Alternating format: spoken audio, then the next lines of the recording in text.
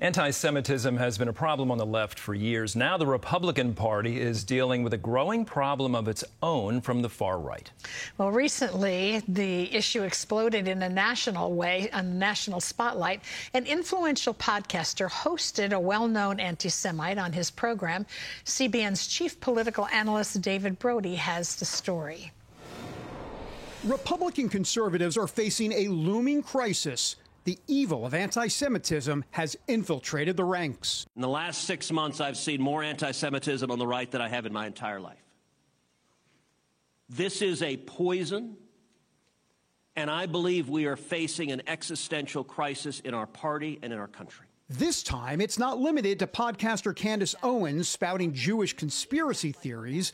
This past week, center stage belonged to this guy, Nick Fuentes, who has suggested perfidious Jews should be executed. If you are against organized Jewry, you're on my team. His social media videos are seen by millions, especially young men who champion the America First mantra.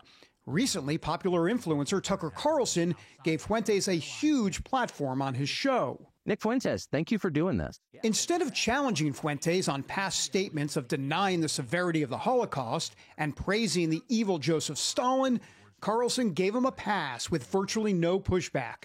Josh Hammer, who wrote the book Israel and Civilization, says Carlson is playing with fire because we live in an era when public institutions are losing trust, so we don't know exactly who and what to believe. I think the American people have lost the ability in many ways to distinguish right from wrong, fact from fiction. And putting on my historian's cap, David, thinking back over the past few thousand years of Western civilizational history, there are historically been one people who most disproportionately are harmed when a society loses the ability to distinguish right from wrong, fact from fiction. That, unfortunately, is the Jewish people. Hammer and other conservatives have watched with dismay as Carlson spends an inordinate amount of time focusing on Jews. It is an actual deep, profound obsession, and a very unhealthy obsession at that. His guests range from Holocaust deniers to those accusing Israel of committing genocide in Gaza, and even suggesting Israel's spy agency is somehow involved with Jeffrey Epstein.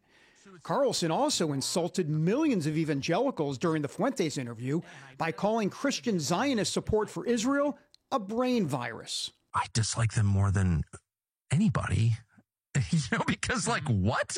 Because it's Christian heresy, and I'm offended by that as a Christian. Although he since apologized, the damage from the program remains. Liz Harrington is a former spokeswoman for President Trump. When I listen to that Nick Fuentes interview, I hear two people that really don't seem very familiar with the Bible. Israel will always be attacked. It will always be a dividing line because it's central to God's plan for salvation for everyone. And you know who can't stand that? The devil. That chaos played out further in conservative circles when the Heritage Foundation's president, Kevin Roberts, defended Carlson's interview with Fuentes. The venomous coalition attacking him are sowing division. Their attempt to cancel him will fail. Roberts later attempted to apologize, although it still left angry staffers and turmoil inside the conservative think tank. In the end, this creeping anti-Semitism on the far right could be a nightmare for the GOP.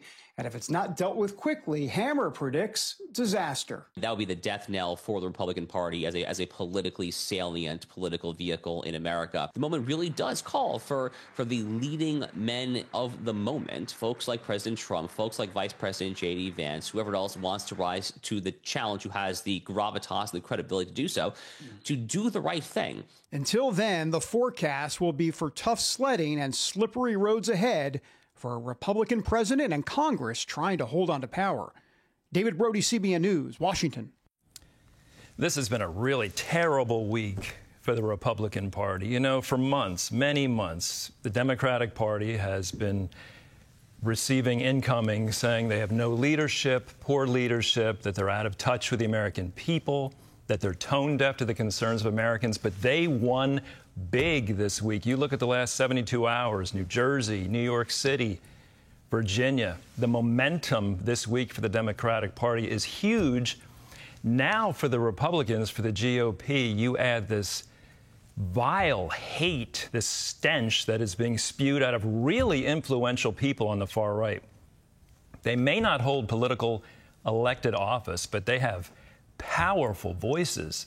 Holocaust deniers, Jew haters, and maybe most deplorable, they are wrapping Jesus Christ in a robe of political nature that is damaging to the gospel. And think what you want of Ted Cruz, but for months, many months, he's been beating the drum about the anti-Semitic voice rising out of the extreme right and in this country. And it's dangerous, and it's hurting the Republican.